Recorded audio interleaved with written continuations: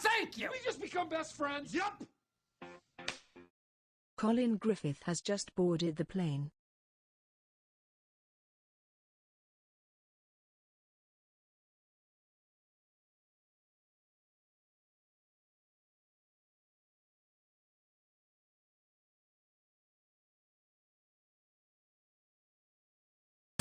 What? Thank you! We just become best friends? Yup! Marco Antonio Saturno Iribarren has just boarded the plane. What? Thank you! We just become best friends? Yup! Louise Potter, Moonchild, has just boarded the plane.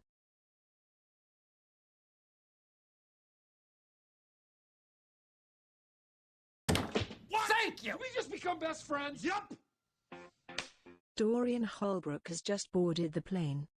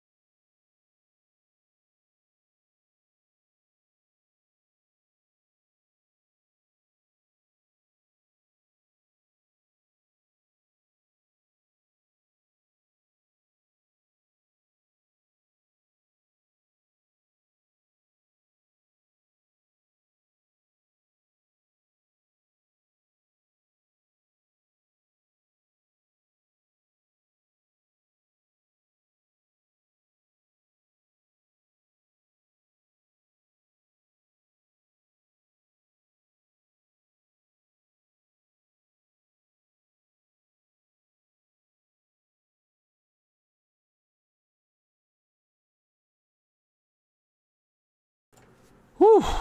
Bloody hell. That was a rush and a half. I think I just made it by the skin of my teeth. Oh. I will say, guys, I've just coming off the back of some viral infection. And I had 2 people shit all over me recently, so not in the best moods, but let's hope it all changes. I feel like I can relax now and start to calm down. I, of course, bloody set the stream to, you know, go live at a certain time, you know, with OBS. And it doesn't like doing that. So as soon as I click go live, OBS crashed, and I had to rebuild the stream all over again after I've reconnected my account. Anyway, let's get going, shall we? Let me turn this down because that's going to be loud for me. Booyaka shaka. Hello, everyone. Welcome back to another Fighting Fantasy fun day. Whoa, hello. There we go. How is everybody? Today, we've got Port of Peril. We're in a peril of the ports. Ian's Port Peril. I'm a bit blocked up here, so every now and again I've got some alibus oil here to unblock myself. It's not Coke or anything like that. It's just to keep it clear so I can actually read, you know. Hey, Spell Singer, Yellow, guys, welcome. You made it. Sorry about the first link in the Discord. That stream just died, basically. So I had to create a new one. So, but we're here now. We're you know, how are you guys? You know, Port of Peril. This book reminds me of everyone's reaction when it came out and the artwork inside. You know, the artwork inside was all done on a computer. You know, I mean, that would look pretty cool in color, I think. You know, but it's all in black and white, sadly. Thought they could change it up. Thought they could do, you know, do you know what? We don't need hand-drawn animation in this. Well, it's not animation, is it? Hand-drawn, hand-line drawings. We don't need those.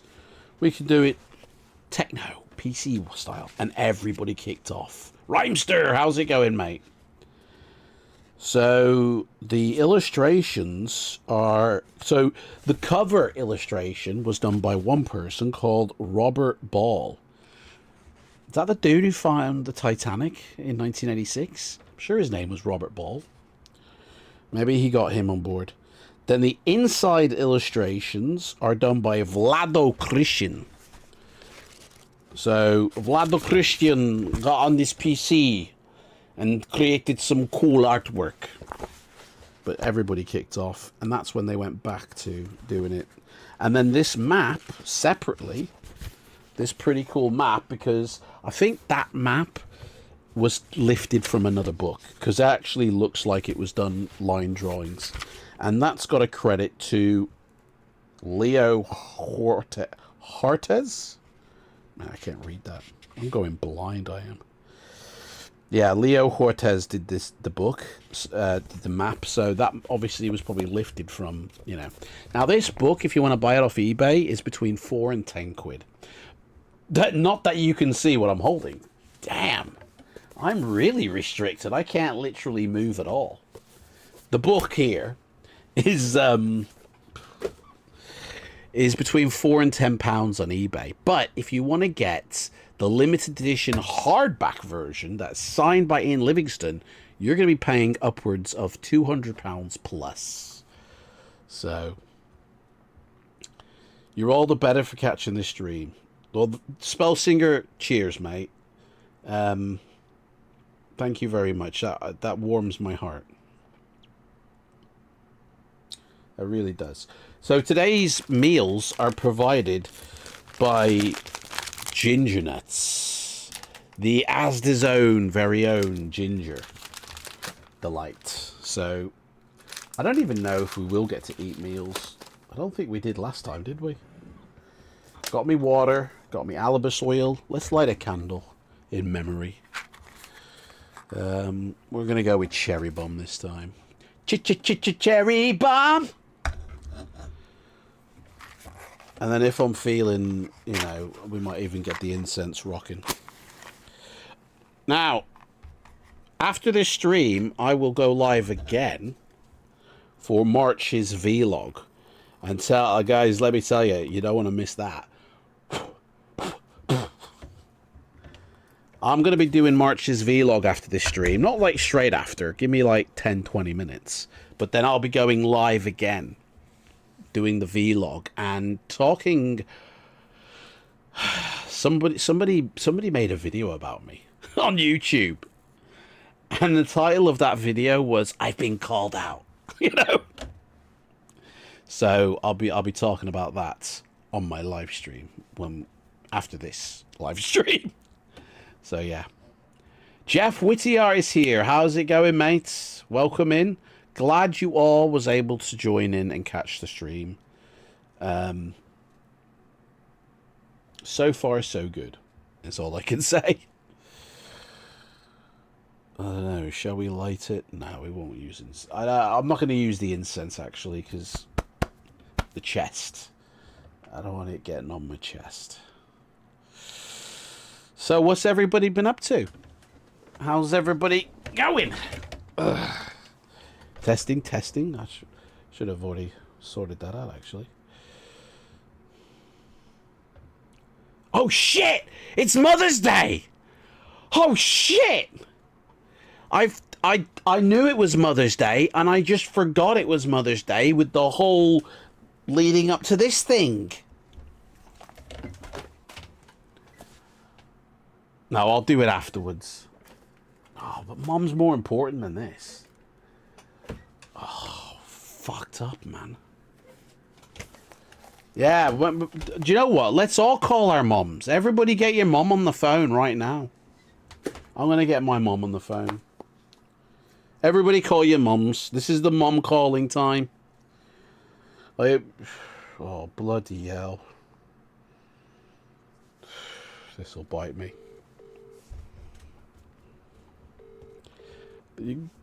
Yeah.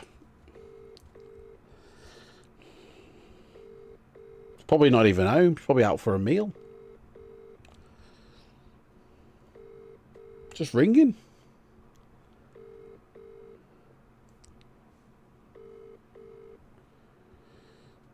Hi, Mom. Sorry, I'm busy fighting fantasy. Bye. Oh, hello, Mom. Listen, I want to say Happy Mother's Day, but I've got to warn you. I am actually on YouTube at the moment. I'm on YouTube at the moment. I didn't want to. I was going to do this before I went live, but I forgot, and I'm like, you're more important, so I want to do you first. Okay. Okay, yes, that's fine, Adam. Yes. So Happy Mother's Day. Thank you. I love you. Sarah's just come in. Sarah's there. Okay, well, I won't keep you too long, and I'll ring you back later as well. Yes, I'll be at Emma's. I'll be at Emma's about 12:30 after that. So. All right. Well, give me a few hours, and I'll ring you back. I'll keep your phone on me. Yes. People are saying Happy Mother's Day in the chat, just to let you know. Right. Okay. Yeah. Well, that's nice. Yes. You're all right, are you? I am. I'm okay. I'm just getting over this viral thing, or this infection, whatever. Was it the one where you had sickness and diarrhea? No, I haven't had sickness and diarrhea. Thanks for calling that one out, Mum. Because we all had that, I think. No, I didn't have that. Just like bunged up, blocked up, energy levels crashed, sleeping all the time. You know. Yes. Yeah, it's not nice, is it? No. No. So on the tail end of it, though, I feel so. Yes. You certainly look a bit better this morning. Well, I just had a shower, so I do feel a little bit better for now, but that'll soon taper off. When you to do things, isn't it? It crashes, yes. Yeah. Yeah. It's horrible, that. Yeah. Yeah. All right, well, I'll call you later. I'll let you go, and I'll call you later. All right. All right. Okay. All right. Okay. Love you. Yes. Have a good Bye. Okay, love you. Bye. Right. I feel better now. Feel better for doing that. Oh, sorry guys, I didn't say bye from you all. What a monster I am. Hey, John Atkinson, how's it going? Morning.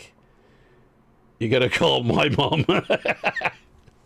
Yeah, well, I did say call your mums. You know, bit too early to call. She can't go. We call mid-game. All right, fair enough. Yeah, I meant to do that at 9 o'clock, before, obviously an hour before I go. Oh, YouTube, what are you doing now? Dropping frames, OBS again. The internet here is absolute shite. It keeps dropping up and down. So if it starts to stutter or buffer, just refresh your screen. It's not your internet, it's mine. It's recovering now, but before it was just going to shit again. And I'm the only one using it right now. So, okay. We're all good. I forgot what I was saying. So yeah, Port of Peril. Ian Livingstone classic. Well, I want to say classic. Yeah, it is a classic. It takes us back to Port Blacksand. It's a classic. I know all this bleeding of the pages, the edging here. Look at that. It's like a barcode. That started happening with Scholastic printing. I feel like Scholastic isn't as good as Puffin or even Wizard, you know. And they're the current home of Fighting Fantasy. Maybe it's time to find new publishers, you know. This live stream is both entertaining and keeps us out of trouble with our mothers. Are you watching that Fighting Fantasy stream again? You never spent any time with me. You're like, have you got Biff's grandmother as your mother? I luckily haven't, but I'm sure people out there have. But yeah, so we've done... Yeah, oh, that was it. I was meant to call her at 9 o'clock, well before the stream, to properly spend some time. But to be honest, it sounds like... I mean, she's got a full house, you know, and she's not watching the stream. My mum's not techno-minded at all, you know. She's the kind of person who's using her glasses case to try and change channels on the telly. This remote's battery's gone again. You know? Like, I bought her a Blu-ray player, and she went to the shop to... And it must have been a charity shop. She went and bought a DVD for the Blu-ray player, right? And she came back with it, and... Oh, it doesn't work, Adam. It doesn't work. I'm like, what's going on? Lion King, it says something about region code. I says, region coding? Where did you buy this from? From the shops.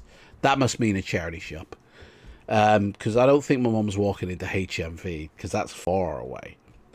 So I said, well, it sounds like you've got an American disc you're putting in, and your player isn't region, you know, free.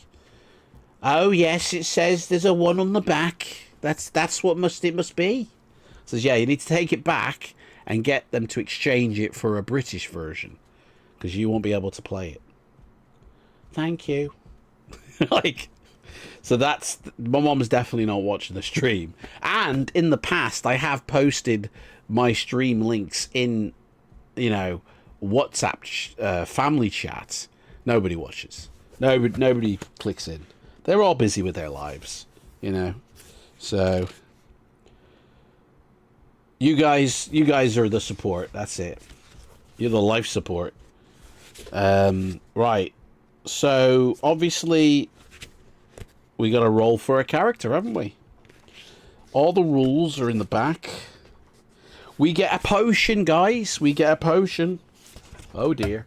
We're going to choose a potion before we roll the dice, all right? Let's start a poll. The potion poll. Obviously, you know what they are.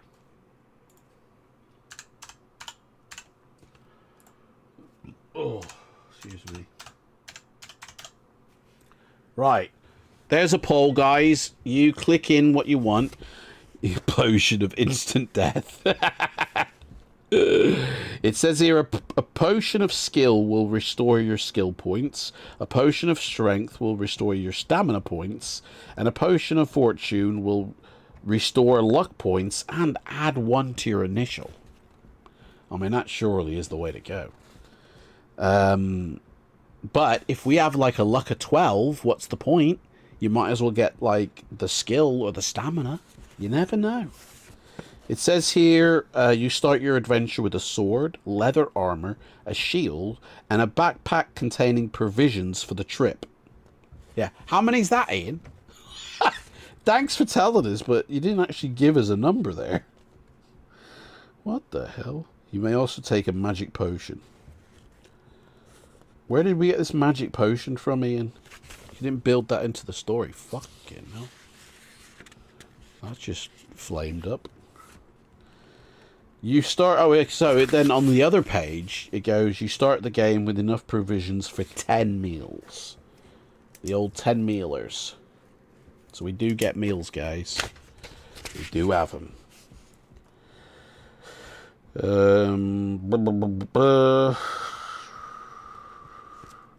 Restoring skill and stamina. And it's the same old bullshit, isn't it? Battle system, nothing's new. Nothing, no, like, special rules here. You know how it is, guys. Right, so let's roll for our character. Oh, let's find out what the score is here. End that poll, show us the results. I have a feeling it's going to be luck. Let's go. Luck 75%, strength 25%. We got a potion of luck. POL, guys. POL. It's a good thing we ain't got a POS.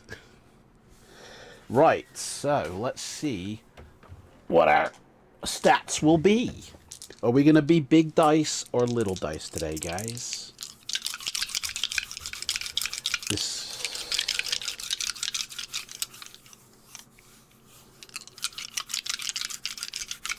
Sorry I didn't say goodbye to my mum from the gang.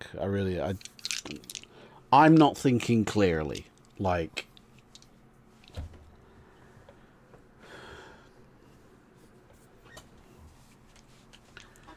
I suppose when you're not well, you don't really think clearly, and your actions aren't really what you would want them to be when you are well. Big dice, Yellow says. Right, we're going to start with our stamina. Okay? So 7 is what we got. So 7 plus 12. You guys might have to help me out with this one. 19, isn't it? 7 plus 12. 7 plus 2 is 9. 19. It's a bit foggy up here today, guys. Just to let you know. A bit of fog has rolled in on Adam's brain. I might need to check with you guys a few times, alright? Okay. To be honest, I probably really should have delayed this till next week or something. And gotten over everything first. Oh, do you know what? I haven't even taken my medication this morning. That's why. Fuck. Hang on. Let me finish this off and then I'll pop the pills. Right. So, we're doing skill now, guys. We're doing skill. Is it a bit me or is it a bit too bright? I don't... Oh, do you know what? I haven't even set the camera up. I haven't even set the camera up. Oh, it's already set up. It remembered the settings. Oh, that's alright. I feel like it's a bit too bright, maybe? I don't know. Is that alright for brightness, guys? I feel like I'm in the film Cocoon. You know, when I look at the preview. So, I don't know. Anyway, skill time. Whoa! We got a skill of 12, motherfuckers. Oh, yeah, baby. Oh, we just turned into Annie. Oh. That's what we're talking about. That's what we want. Dude, we can kick ass. Oh, mate. Damn straight. Now it's time for luck. 6 again! Oh my god! Dude! We got his luck at 12! The first one is free. Do you know what I'm saying? Guys, wake up! Fucking hell. I'm taking me meds. Oh, shit. Move the dice. Reveal the meds. Oh, thanks for burning me, guys. Not you guys. I'm talking to my meds. That's the state we're in. Right. Oh, which is which? See you later. Monitor's just turned off. Sounds as if everybody else in the port are the ones that are in peril. Oh yeah! Oh definitely. Mate, we're gonna be kicking ass here. Let me sort this out.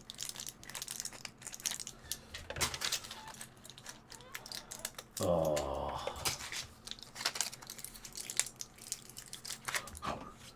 Overboard!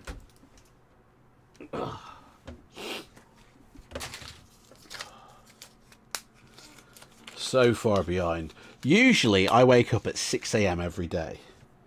For the past couple of days, that has not been happening. Daddy's been waking up at like 7, 8 and 9. And today, like last night, I got no fucking sleep. So I literally running a tank of empty, and I woke up. I obviously eventually did get to sleep at like 5 or 6. And then woke up at 9 o'clock ready for the stream.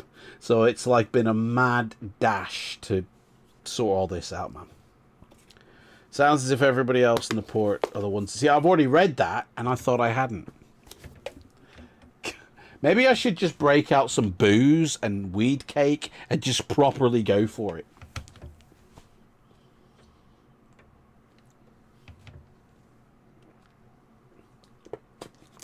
I have got a weed cake in the fridge, by the way. And it's very tempting. Hang on a second. I need to blow my nose. This is shoddy.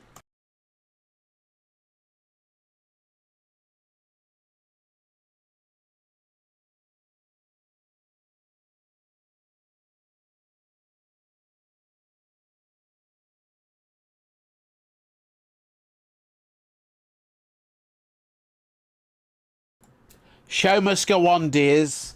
The show must go on. That's what I say. It's still dark here. Is that meant to be here? It's still dark here at 7:30 AM. 7:30 AM, right? Oh yeah, you're in Australia, mate. Waiting for daylight savings to start. Excuse me.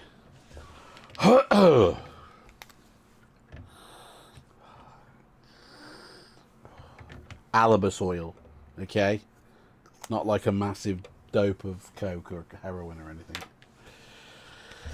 Weed cake equals rations. Yeah. Yeah, I don't know if I should. I don't think I should. Maybe, oh, I don't know, man. Might make me feel better, to be honest. Yellow says start. Let's go. Let's start this. So we'll read the background, and then we'll start the timer. All right? Ugh. Skin's all saggy. Old man.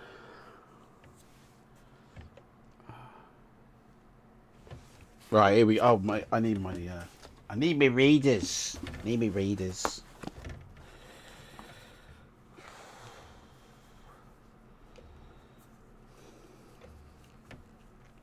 Just to let you know, we might get people jumping in trolling. We might get like a load of people from another YouTube channel coming in just to have a go. And with really like kiddish comments. Just ignore them. Pretend you can't see their comments. You know? And I'll do the same. And then they'll get bored and leave. You know? Right, background. Here we go. Chalice is an affluent town on the north bank of Silver River, a wide, twisting river which flows gently down from the Moonstone Hills to merge with Catfish River on its way to the Western Ocean. It began as nothing more than a merchant store built at the end of a wooden jetty used by river traders to land their goods. At first, trade was slow, and the merchant complained he'd been handed a poisoned chalice. Trade slowly improved, but the name stuck, and over time Chalice grew to become a busy river port. Chalice's inhabitants are mostly human, and it is also home to a number of other races. There are elves, who always seem to know more about what's going on than anybody else. Striders, who run around town on their spindly long legs doing errands. Manorcs, who are usually hired as guards.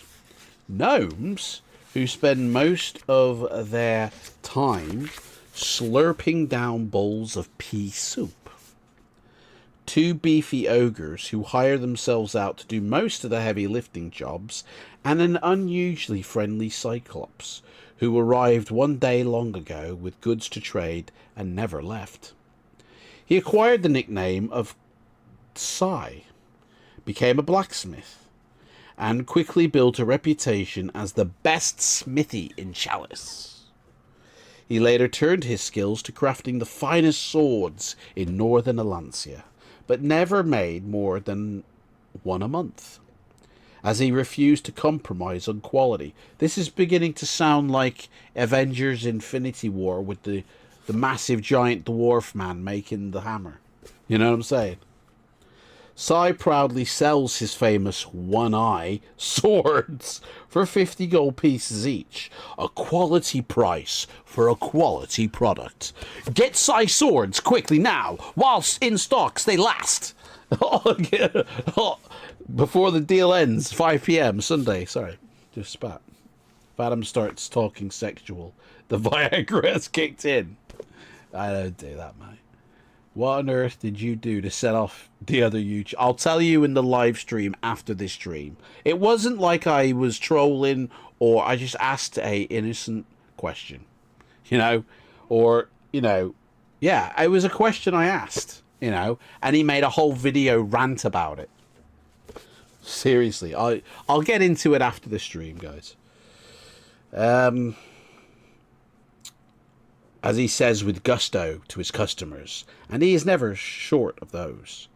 Commerce is the main reason for Chalice's prosperity. Merchants arrive from all over Alancia to sell their wares in the town, where prices are always at a premium. Vendors pack the market square 6 days a week, selling weapons, armor, potions, lotions, herbs, spices, grain, livestock, semi-precious stones, jewelry, silk furs, fine textiles, and exotic foodstuff. Basically everything is what Ian's trying to say. Money changes hands from dawn till dusk in brisk trading. Although Chalice has its fair price of impoverished folk, it affords nobles, merchants, landlords, and innkeepers a fine living. And like any large town with wealthy inhabitants, Chalice also attracts pickpocketers, thieves, who see the opportunity to relieve some of more naive townsfolk of their hard-earned silver and gold. Young con artists learn their devious skills in Chalice, spinning yarns and practicing their scams on the locals. If they don't get caught, the best of them journey downriver to try their luck on the citizens of Port Blacksand, where they must compete with the hardened professional thieves and vagabonds. Sword collector's items. Hey? You are a seasoned adventurer, guys. An experienced sword for hire who always enjoys slaying monsters and finding treasure above everything else. Despite some memorable adventures, you have learned the hard way that treasure hunting does not always guarantee the reward of glittering gold. More often than not, treasure hunters come back from their expeditions empty-handed. And when things don't go well, adventurers reluctantly have to resort to the five-finger trick, you know, or working for others, usually earning a low wage, guarding rich nobles' estates, or protecting merchants' caravans on their journeys to market. You recently arrived in Chalice, tired and hungry, after spending a month scouring the pagan plains, trying, but failing, to find the buried treasure, Hoard of Throm. the notorious axe-wielding barbarian who, rumour has it, died in Baron Succumvit's infamous death trap dungeon in Fang, trying to win the grand prize of 10,000 gold pieces. He was referring to the blacksmith. Oh, sorry, yeah. Sorry, mate. You might be behind, Jeff. I'd refresh your stream just in case you've slipped behind. You spent your days in Chalice have been anything but enjoyable. Unable to find work, you're forced to sleep rough in alleyways, scavenging for scraps of food left... thought that said fart. Of food left abandoned by traders in the market square at the end of the day. It is a warm evening on day 4 of your stay. The sun is slowly sinking in the western sky, and the light is beginning to fade. You're standing outside the Fat Frog Inn, drooling over the menu nailed to the oak door, when 2 men stagger outside arm in arm. And there's the 2 men. Hey, you! What are you doing? Eh? Yeah.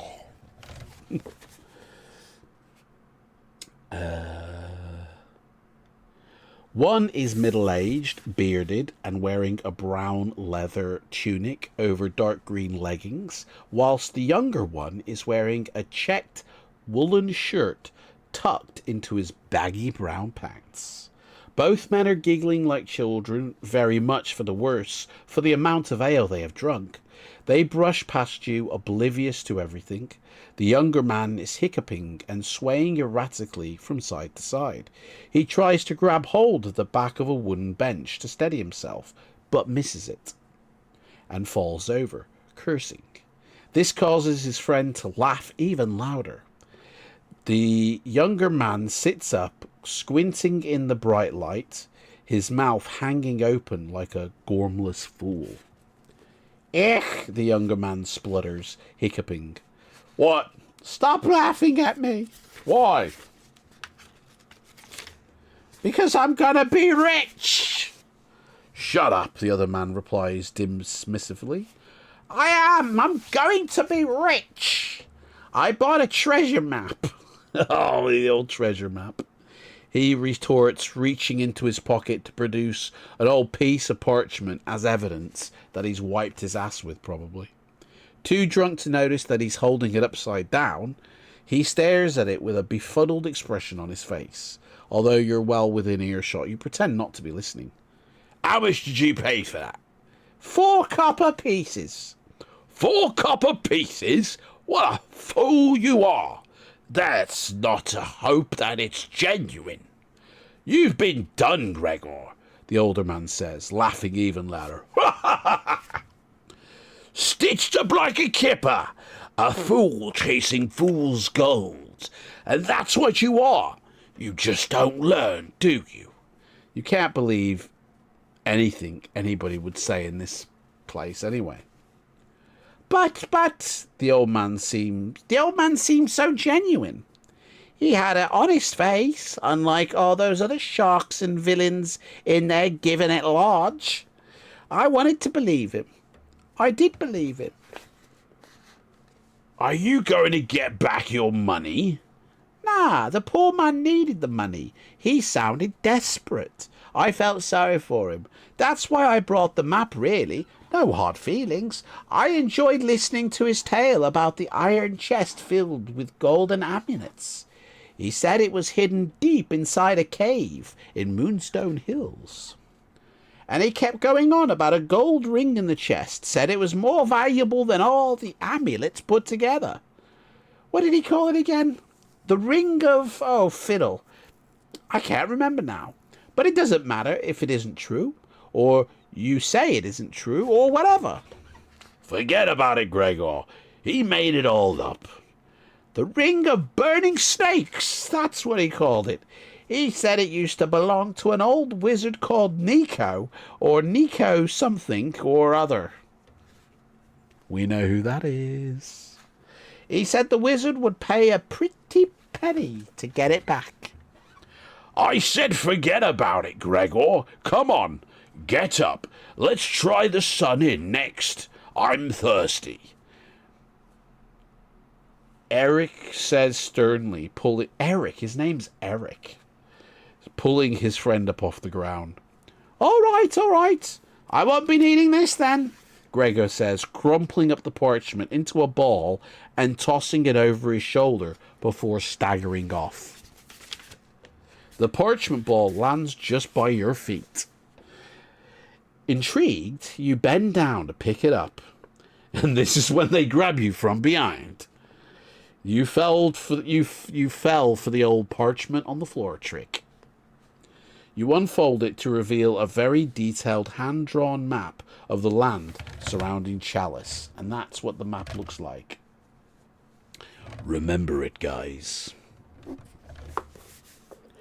The map shows a dotted line heading north from Chalice, then east, some way out of the Darkwood Forest, crossing the eastern plain to Moonstone Hills, where a large X marks the entrance to a cave in Skull Crag, one of the highest peaks in the range.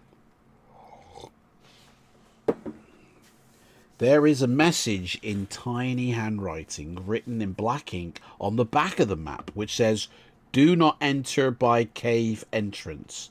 Climb the crag to a ledge 20 meters above it. Move the standing branches aside to reveal the secret entrance. Enter here and turn left, right at the junctions. An iron chest will be found in the crystal cave. Good luck, Murgat Shur." Sounds easy to me, guys, doesn't it? Riches guaranteed. Could a treasure chest really lie hidden in a cave inside Skull Crag? Why would an old man sell his secrets for a few copper pieces? Probably got a drug habit he wants to fill. And who is Murgat Shur? Nothing makes sense. You're about to toss the map away when you hear the shrill squawk of a bird overhead. You look up to see a crow flying north. Could it be an omen? Man, this guy questions everything. Could this be your lucky day after all? You decide you have nothing to lose and everything to gain. You fold up the parchment, put it safely away in your pocket, and tomorrow you will set off for Skull Crag. But right now, you need to find some food and somewhere to sleep before nightfall. That's the start. Your adventure awaits, everyone. Come on, welcome to Fighting Fantasy. Like a game show. May your stamina never fail. Oh. Well, there we go, guys. That's it. Thanks for tuning in. See you next time. Yes, Jeff. Time to start the timer. Starting timer. Timer started. Booyaka shack. We only lasted 50 minutes last time, guys. Let's see if we can make it better this time. Shall we?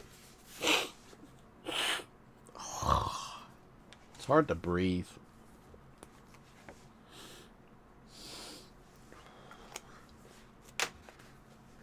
You fail to find any food and resign yourself to sleeping on some old flour sacks left outside a baker's shop at the end of an alley. You place your blanket on top of the sacks and lie down. Oh my God, excuse me. As darkness falls. Sorry. Ending the day exhausted and very hungry. Literally. You hear a dog sniffing nearby. But eventually fall asleep, dreaming of treasure chests. I'm dreaming of treasure chests dancing over my head, overflowing with gold pieces and diamonds. Oh man, the old treasure chest dream sequence. Reality returns early the following morning when you are rudely woken not long after sunrise by the sound of cockerels crowing loudly. The air is chill, but the skies are clear. At least another fine day is in store. You grab your trusty sword, roll up your blanket, and check the few belongings you have in your backpack. They don't amount to much. A ball of twine, a candle, a small brass bell, an oil lantern, a knife, a piece of chalk, a brass owl, a length of rope, a bag of copper nails, animal skin, water flask, goblet bearing a unicorn head motif. But yeah, they don't amount to much. We ain't got much. And a potion of luck. You make your way to the town square and fill your flask with water, which flows from the spout of a fountain carved in the shape of a dragon's head. After quenching your thirst, you search through the pile of rubbish. So we're still in the city, aren't we? We haven't left the city yet, have we? Testing, 1, 2, 3. Is that all right? I feel like weird shit's happening here. You're looking through rubbish. You find some squashed tomatoes and a chunk of bread left to rot in a wooden crate. Oh, guys, I forgot to tell you. I'm a part of the new Hammerforge pre-demo group for the next book. That's all I can tell you. I can't actually say anything. But yeah.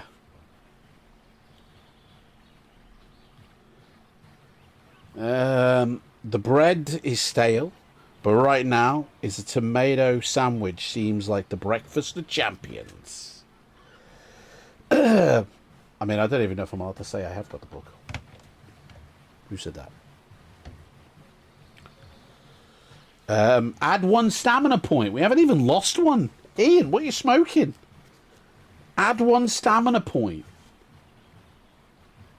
We haven't lost a single one. Wow, that's just a Do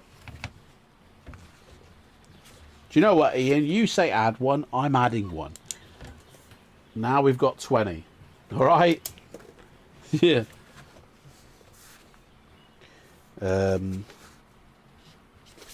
The sandwich takes the edge off your hunger, but you know you could eat more. There is nobody about except for a tall middle-aged man with curly brown hair who is whistling happily to himself as he sweeps the square with a long broom.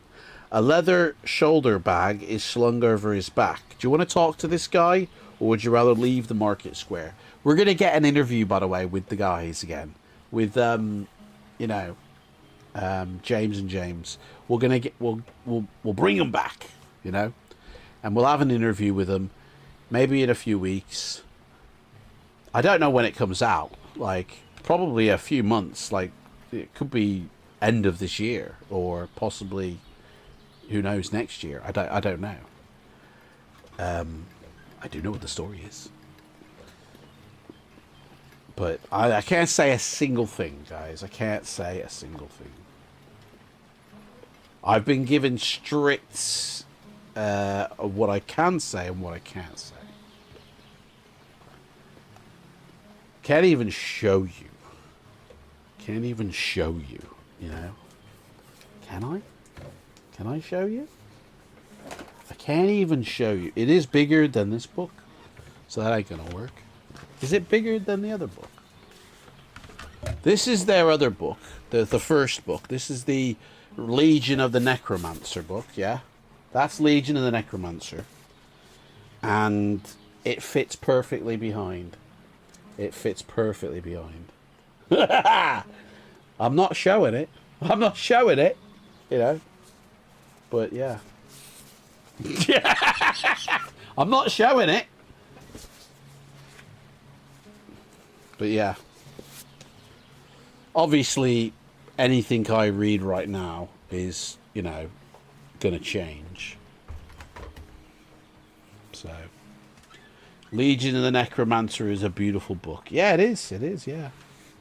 The rotten food makes you sick. -1 stamina point.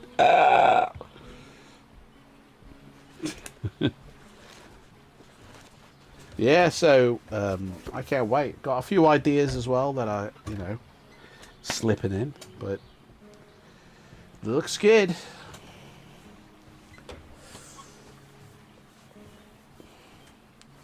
A worthy sequel.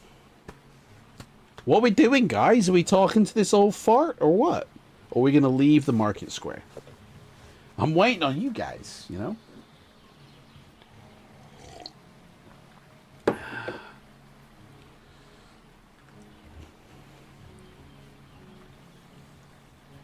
Talk to him. Let's have a chat. Yo, old man. I want to have a word with you. You call out to the street sweeper, but he ignores you and carries on whistling to himself as he works. You want to ask him if he has any food to trade for an item in your backpack. So we can ask him... What? If you want to, you can ask him if he has any food to trade for an item in your backpack. We haven't got any items in our backpack. What the fuck? If you would rather leave the market square, or do you want to ask him if he has any food to trade for an item in your empty backpack? Ian was smoking when he... Honestly, he was in peril himself.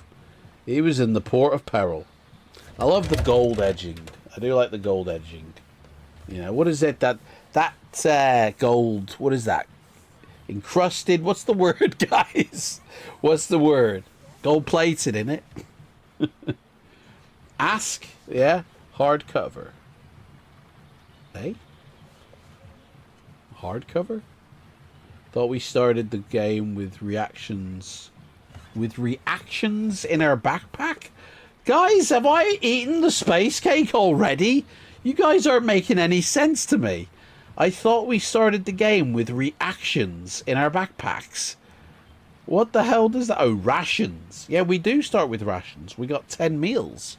But the question is not asking us, do we trade, you know, food and he'll give me something? It's saying... if he has any food to give us in exchange for an item in our backpack. But we haven't got anything in our backpack but food already. So why would we want to trade food for food? Like, this seems like a weird one to say. I don't know. Voice to chat failed me. I think my brain's failing me. I won't worry about it.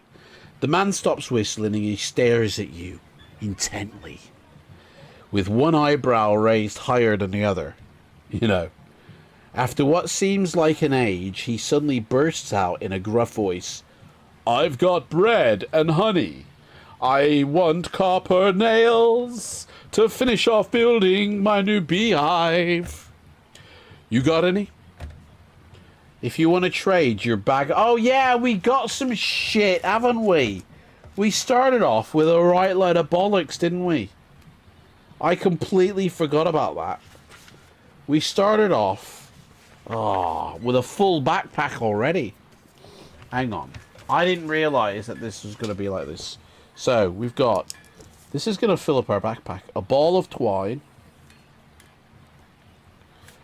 A bag of nails. I'm not going to include the candle, a small brass bell. So in this adventure, you start off with everything that you probably need. I'm not going to include the oil lantern or the knife, because they'll be like in our pockets.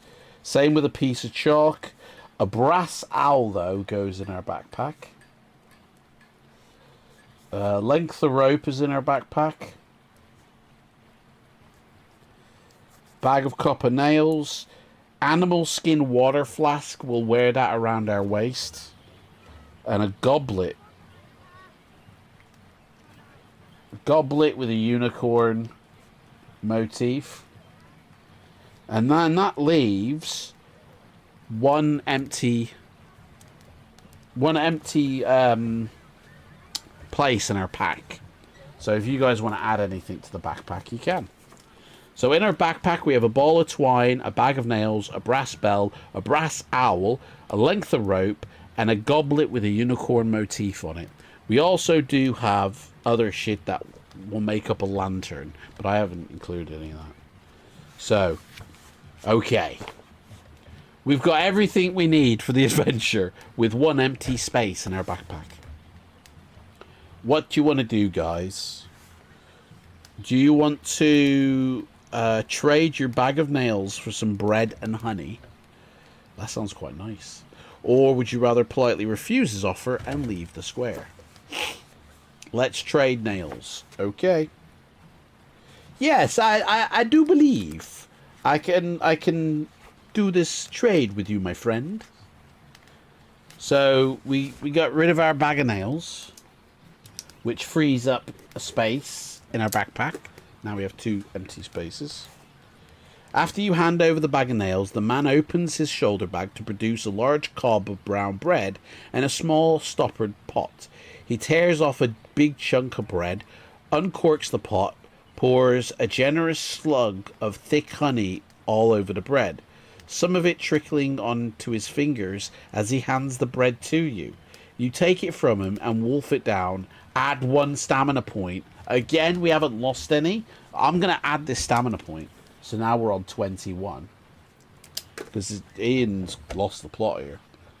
Leaning on his broom, the man licks his sticky fingers and noisily and says, "I've got snake oil if you want it. It's the real stuff.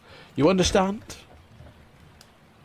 No snake bite will harm you if you rub this druid's lotion on it.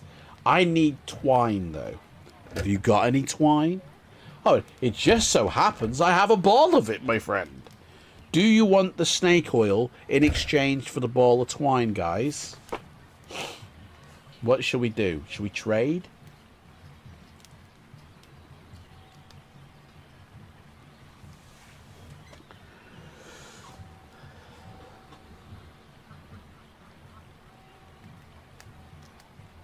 Shall we trade? Trade. Okay. So ball of twine be gone. And what was this? Snake bite potion, in it? Snake oil. This is alright, actually. Snake oil. If you would rather... Yeah, we will trade for the ball.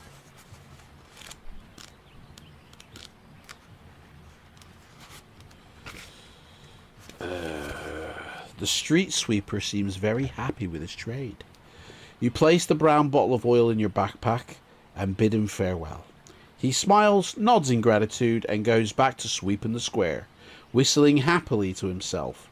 Just as you're about to walk away, a snake bites him in the ass. Imagine that. He turns to you, though, raises one eyebrow and says, "I've got skunk oil if you want it. It's the real stuff, you understand. It stinks so bad it would make a charging minotaur turn and flee. It's my wife's birthday tomorrow. I need an ointment. She likes birds. You got any? If you want to trade your brass owl for a small bottle of skunk oil, you can. Or if you can politely refuse and leave the square. I think if our stamina reaches 25, we die of overeating." Shall we do the trade for the skunk oil? So we don't smell like skunk pussy? What's... Ian just keeps topping our stamina up beyond its initial. And it says, surely, in the back of the book, you can't do that. But he's doing it to us.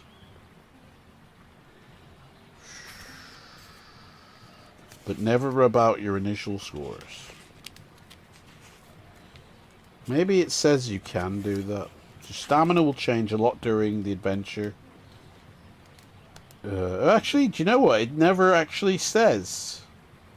Yeah, don't forget that your stamina score may never exceed the initial value, unless specified, instructed on a page. So, okay. He's giving you free stamina points, is what he's doing.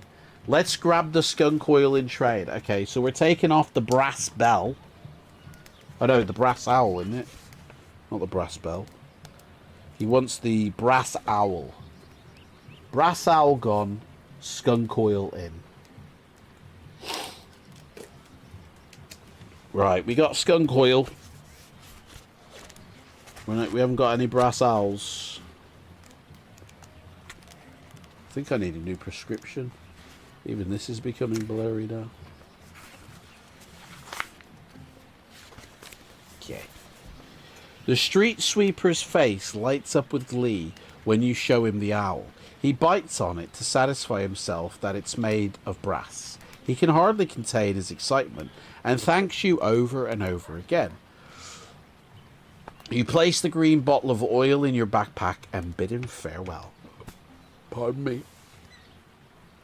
He returns to sweeping the square with renewed vigor, whistling even louder than ever. By now, traders and merchants are beginning to arrive in the market square to set up their stalls for the day. If you want to leave the square, you can, or would you rather stay in the market square for a little while longer? What shall you do, guys? Stay or go? Do I stay or do I go? Do, do, do, do, do, do, do.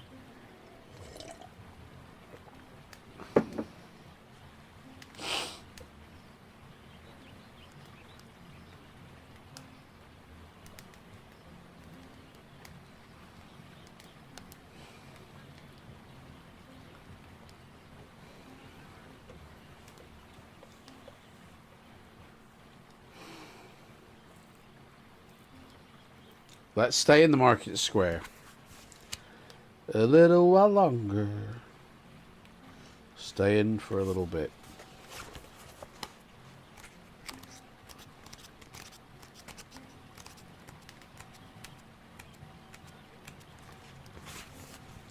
The market square is soon a place of frantic hustle and bustle as traders haul their goods into the square. With everybody trying to be first to set up their stalls, early customers arrive dressed in fancy headgear and long colourful robes, darting between the stalls, scouring the tables looking for bargains. The place is awash with noise, with traders and entertainers shouting loudly to attract customers.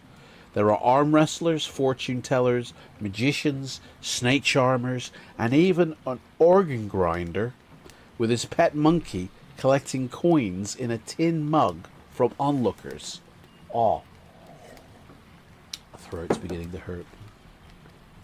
A shifty-looking girl, perhaps 18 or 19 years old, with long black hair and wearing a dark grey belted smock and black leggings, momentarily catches your eye as she walks past. She is following an old man who is carrying a small canvas backpack. Suddenly a blade appears in her hand from nowhere, and you watch her deftly slice open the bottom of the man's backpack.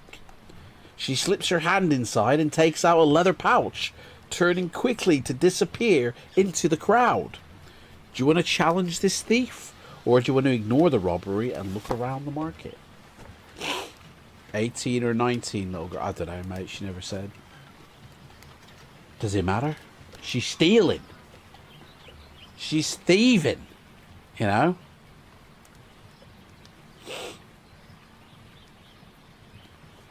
The theft is irrelevant of age, I feel. Let's challenge her. Oi, thief! Stop! Earn it honourably and correctly. I'll just go robbing it from people. Making her escape, the girl snakes her way quickly through the crowded market. You run after her and grab her arm. She spins around, glaring at you fiercely, and manages to wriggle free. You calmly tell the girl to give you the pouch, and that will be the end of the matter. She spits at you and slides her hand inside her smock to pull a knife from a hidden sheath. Seeing her move, you grab her wrist and take her knife from her, telling her to give you the pouch. Help! She screams at the top of her voice. Help! I'm being robbed! A crowd of people quickly gathers around you, several of them with daggers drawn. You try to protest your innocence, but With a knife in your hand, the crowd is having none of it. Nobody believes or knows who you are. Test your luck. Well, we're automatically lucky on that one, because we got a luck of 12. So, instant lucky.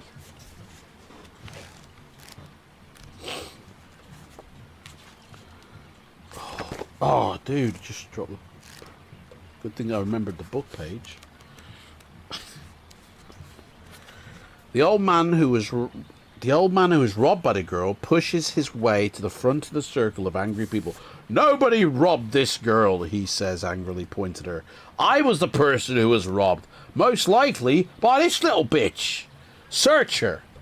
The girl kicks out, trying to keep the crowd at bay, but fails to do so. She is forced to hand the leather pouch back to the old man. A large bearded man with braces, holding up his baggy breeches, silences the crowd and says in a commanding voice, "Put her in the stocks!" Man, that's me trying to do Darth Vader's voice. Put her in the stocks for the rest of the morning. Can't do it. Let it be a lesson to her and a warning to others. Man, it's gone. Have your rotten tomatoes at the ready. The old man turns to you, smiles, and shakes your hand in gratitude. Thank you, stranger, he says warmly. The money in the pouch is payment for a month's work. I just collected it from a customer. That thieving little girl must have followed me here from Lion Street. Do you want to ask the old man what he does for a living, or do you want to bid farewell to him? Oh, she's a spitter. Oh, man. What shall we do, guys? A top up of the coffee.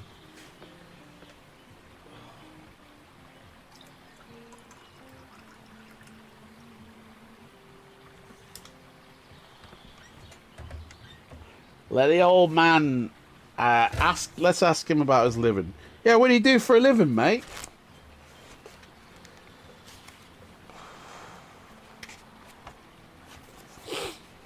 The old man's eyes light up.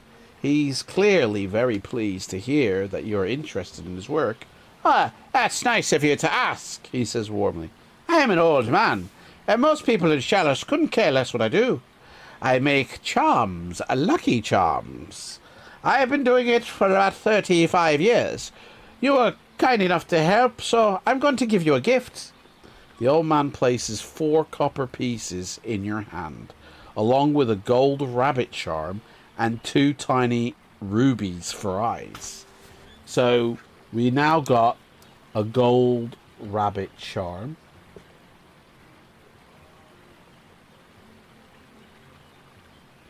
And what was it? 4 copper pieces. 4 CPs is what we get. And we can offer him some weed cake. This'll bring you good fortune when you need it most. You thank him, shake his hand, and walk off. Do you want to look around the market, or would you rather leave the market square? And whilst you guys decide that, I'm just going to nip and get some strepsils that I've left in the other room. I'll be right back.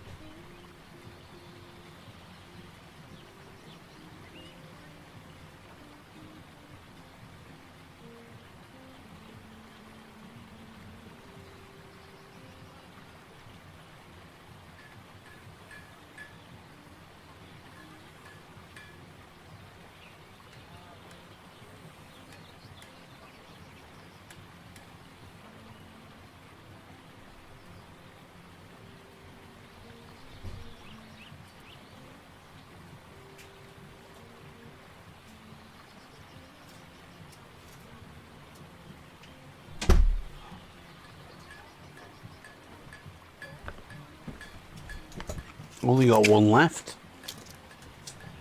I've got one in my mouth, but after that, down to the last one.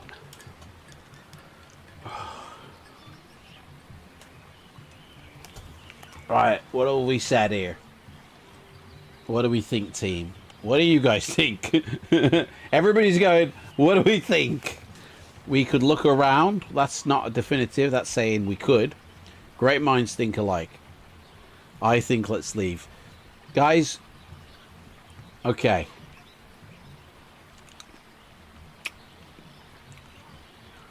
What are we doing? Are we staying or are we going? We could look around. Doesn't say search the markets. It just says we could do that as in an option. Same with I think let's leave. That's not definitive. It's too loosey-goosey wording.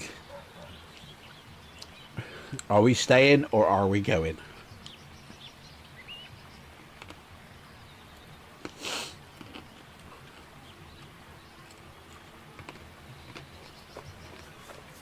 Let's look around.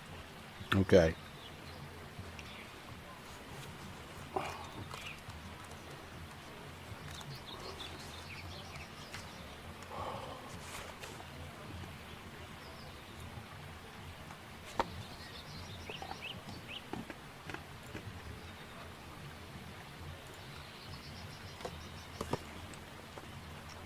Let's look around, guys.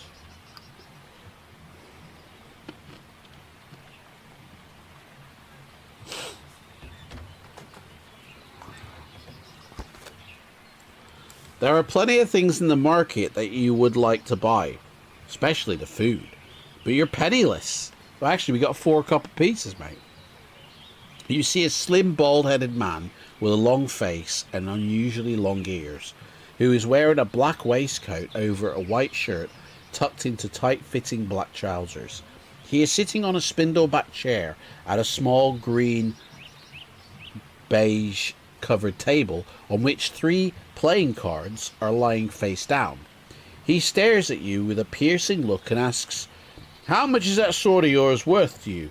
Would you dare to play a little game of Find the Lady? If you win, I'll give you 5 gold pieces. If you lose, you will give me your sword in exchange for mine. What could be fairer than that?" Do you want to play the game, guys?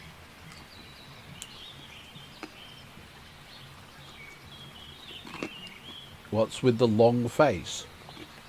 Is that what it said he had?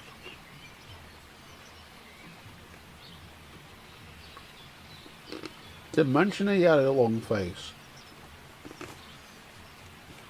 What's up, man? Let's play. We got the good luck charm.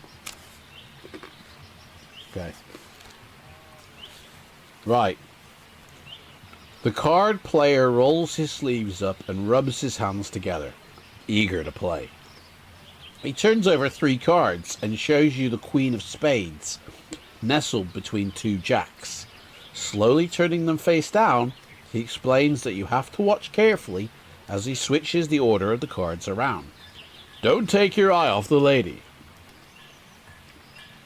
he says with a sly voice.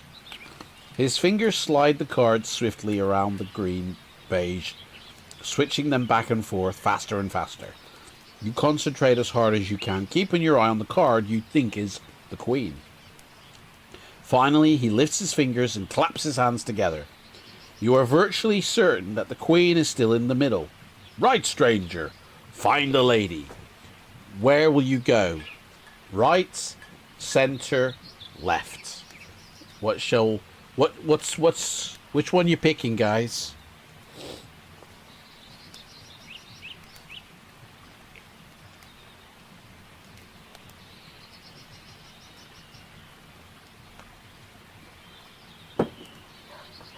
Center, yellow says. Right. The man smiles, turning over the card to reveal a Jack of Spades. "Hard luck, stranger," he says hollowly. "I'm afraid you failed to find the lady. Your sword, please? Do you want to hand over your sword, or do you want to ask him to turn over the Queen of Spades before handing over your sword?" That's... Can we get a luck check instead? Yeah, how come we couldn't do our lucky charm, Ian? Or test our luck to improve our chances? Come on, mate. Seems very, Tell him to turn over the... Yeah. Turn over the queen, mate. And then you can have my sword. If there is no queen, no sword. The card sharp shakes his head and says angrily, No. I can't do that. That would be giving my secrets away. Don't be a bad loser, my friend. The hand is quicker than the eye. Trust me. You lost fairly and squarely. Who says that? Ignoring his excuses, you reach forward and turn over the cards to see that they're all jacks. Yeah, they even get. The Queen of Spades has vanished. No doubt deftly substituted with another jack by the sneaky card shark. Well, I never. How did this happen, he asks, laughing nervously. Please don't think for one moment I was trying to trick you. It's the old Lady Monty trick, mate. Of course you did. The Queen must be here somewhere. I must have dropped it. He fumbles anxiously in his pockets and suddenly produces a gold coin. Here, let me pay you for your trouble. It's a gold piece. Here, take it, please. It's yours. You think about giving him a punch in the face for trying to cheat you out of your sword, but think better of it, since you have no friends in Chalice and might get set upon by the crowd. You snatch the coin from him, so now we've got one gold piece. Way hey. And from him, and you leave the market square. I think we've greased this place for all it's worth. What do you think, guys? Give him the sword through this chest. I run my sword through your chest. Cut out your heart with a spoon. There are 3 streets by which you could leave the market square by. Do you want to go down Silver Street, Armory Lane, or Beggar's Alley? Which way shall we go, guys? Silver Street, Armory Lane, or Beggar's Alley?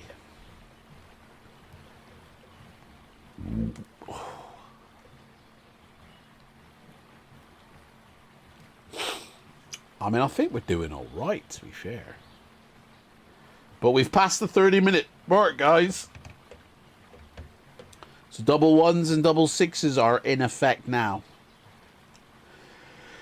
Beggar's Alley. Yeah? Alright then. Let's go down Beggar's Alley. It used to be a canyon, but it sort of got a bit shorter and smaller. Beggar's Alley is a narrow, pothole dirt track, hardly wide enough to drive a horse and cart down. Dark and decrepit stone and wood houses line the alley, all of them in need of long repair. There is rubbish everywhere, and the putrid stench of open sewers fills the air. Beggars in ragged clothing stand hunched in doorways, their arms outstretched like lost souls, pleading, hoping that you might gift them a coin or two. Do you have any copper pieces that you wish to give these beggars? Or would you rather walk onto the T-junction at the end of the alley? Shall we give some money, because we have got 4 copper pieces? Or shall we just carry on and, you know, I don't give to homeless beggars. You know.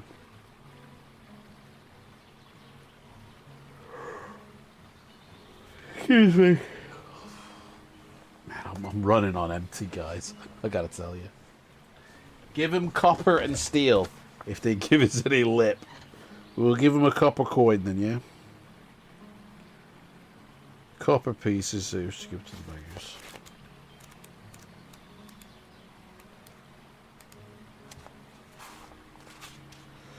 You decide to give 1 copper piece. So now we've got 3. So each of the 3 beggars closest to you. Oh, so now we've only got 1.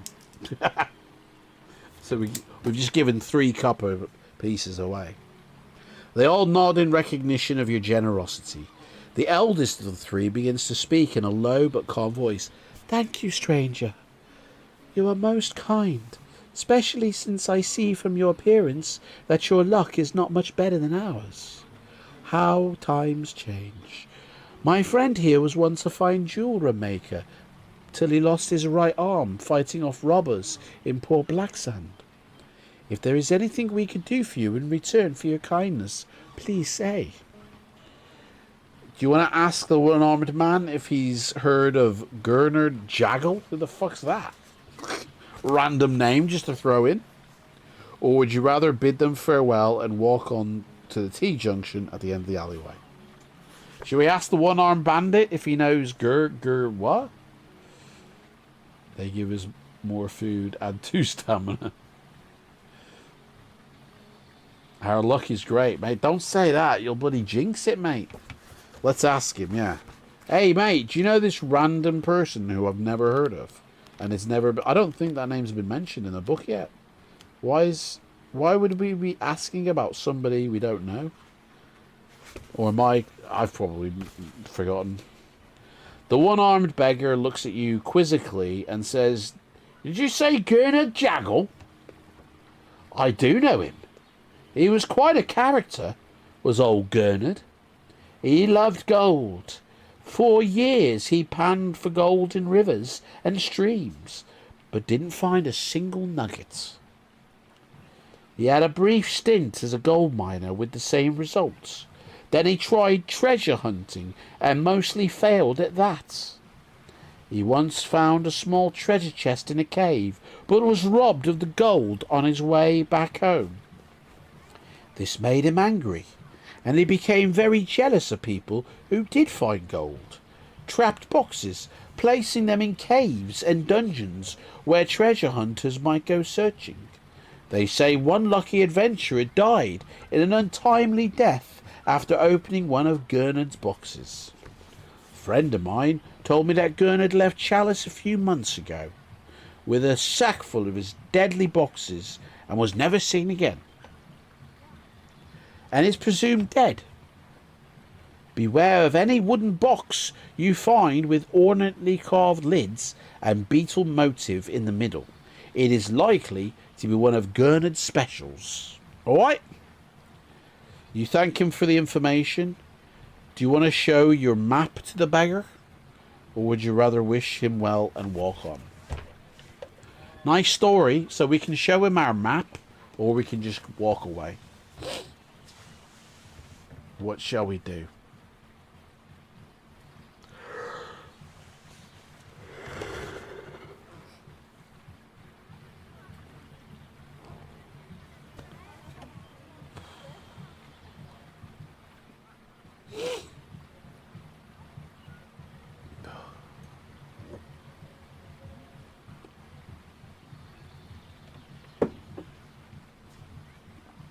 Let's show the map and our balls.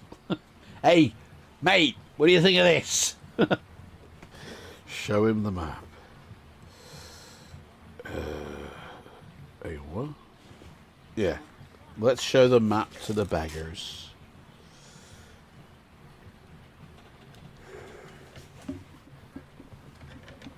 The youngest beggar snatches the map from you and examines it carefully.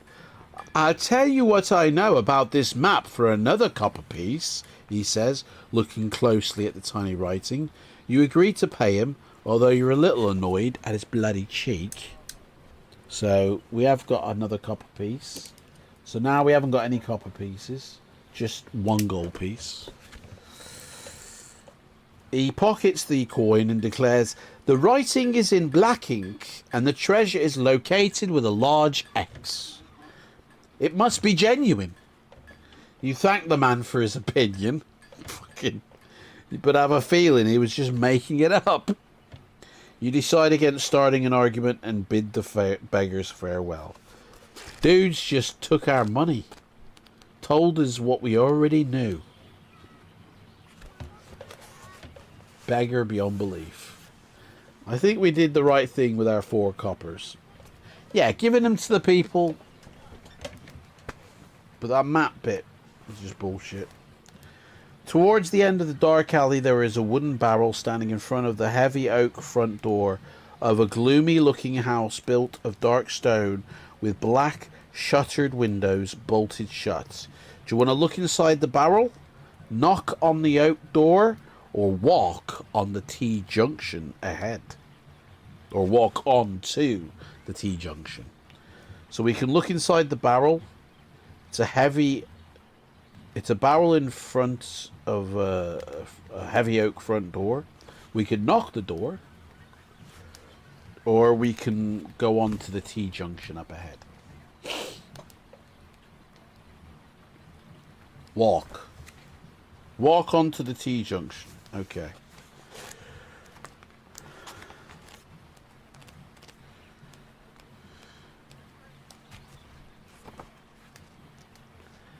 Lion Street is cobbled and much wider and brighter than Beggar's Alley.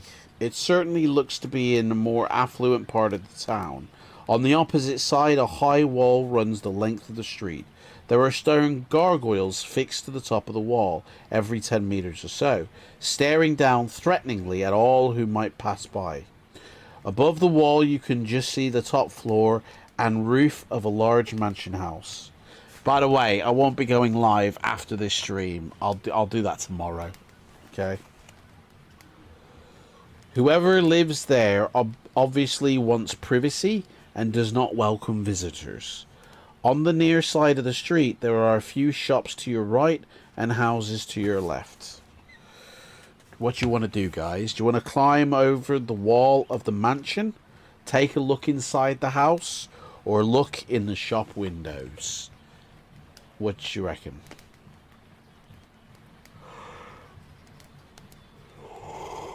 You know what?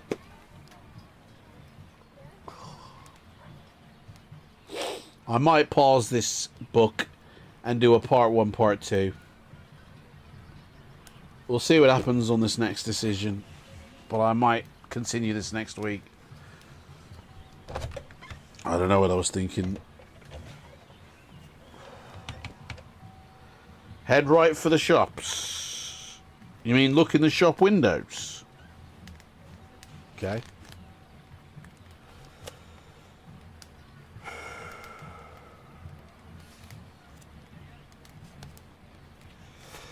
There are 5 shops in the street.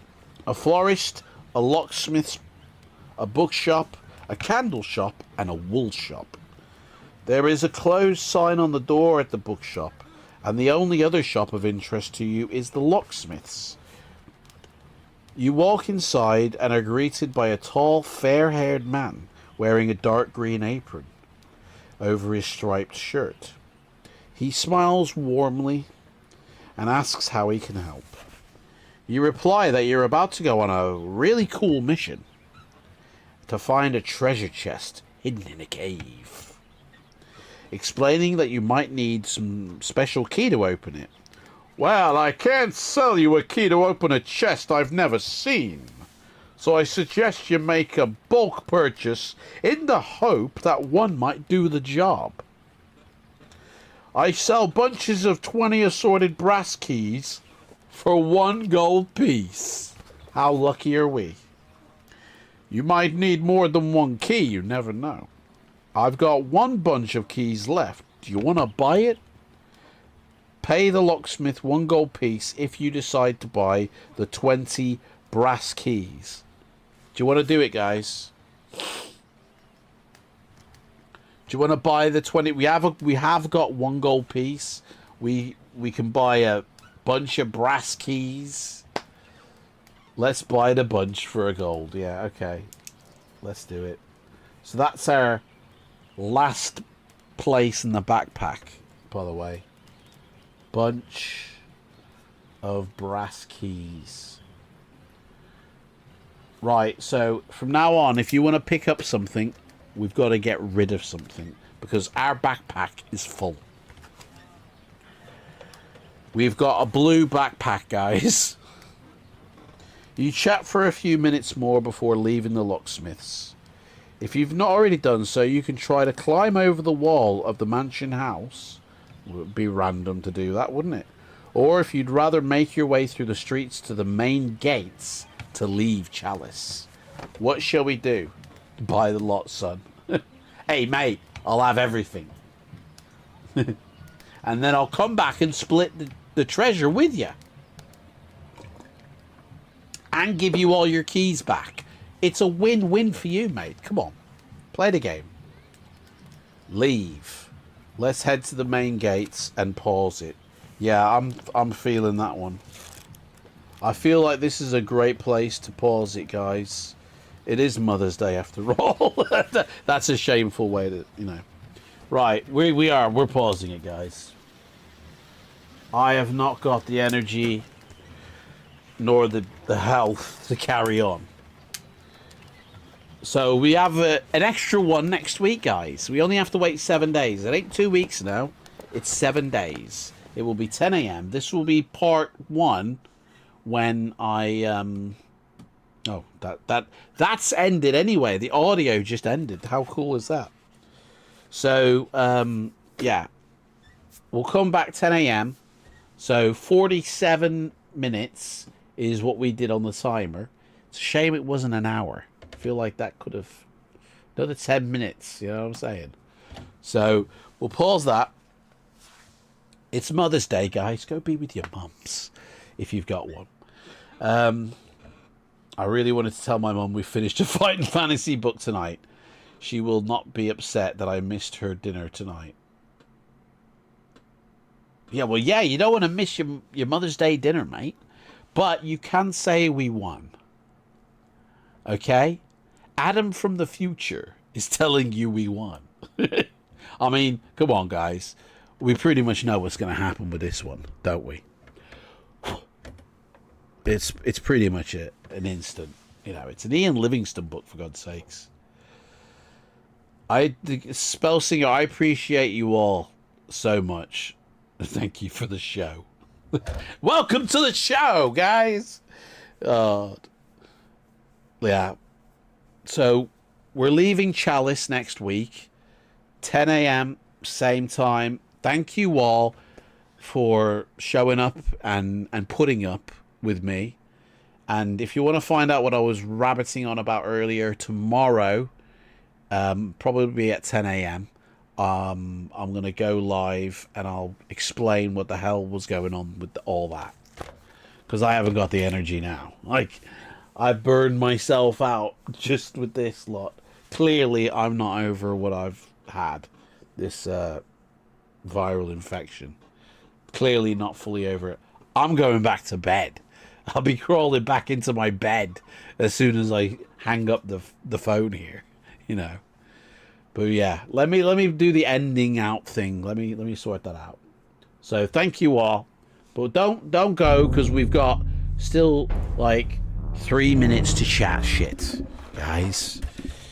We got 3 little mini minutes. So that wire's all fucking. So what's everybody going to be doing today? I'll be sleeping.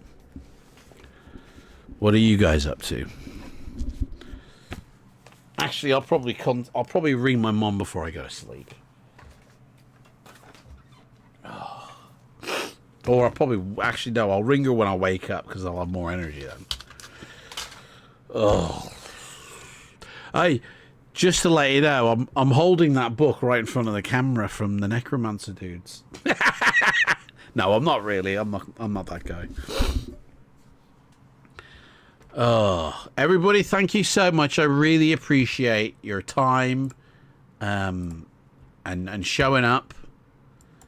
It really, you know, yeah. We'll continue this next week. It's really good. Jeff's off to bed, you know. Rhymester, I hope you're doing well. And to be honest, I feel like we have a better shot because we can come back fresher, you know, for this. And, yeah, stronger, you know. The biscuits won't survive, though. They won't be here next week. I'll have to get some new ones. So we might have some better biscuits, guys. But, yeah.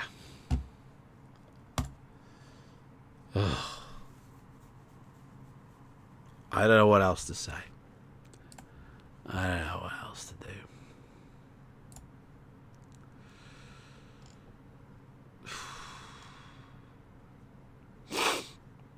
You make your way to the main city gate and you're dead. Imagine that if we die on the first fucking decision.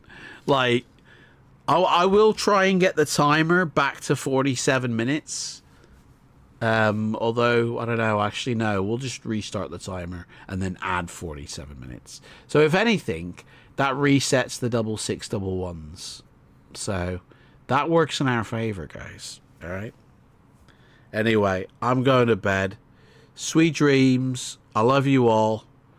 And check out tomorrow the live stream at 10 a.m. UK time for my monthly vlog, where it's all going to kick off. Good night.